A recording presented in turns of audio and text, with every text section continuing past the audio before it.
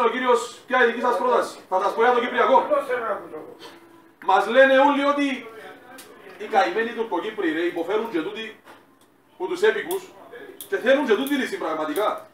Ειδικά μιλήσεις με κανένα από το ΑΚΕΛ, σου λένε μα φίλοι μας ρε κρίμα και τούτοι υποφέρουν. Εντάξει ρε φίλε μου, εγώ δέχομαι το ότι υποφέρουν. Μα θέλουν λύση και τούτοι. Μα δέχομαι το ότι θέλουν λύση. Λύση υπάρχει.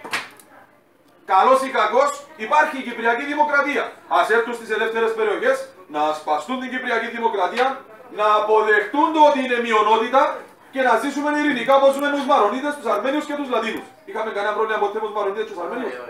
Ζούμε ειρηνικά. Αποδεχτήκαν το ότι είναι μειονότητα και ζούμε ειρηνικά.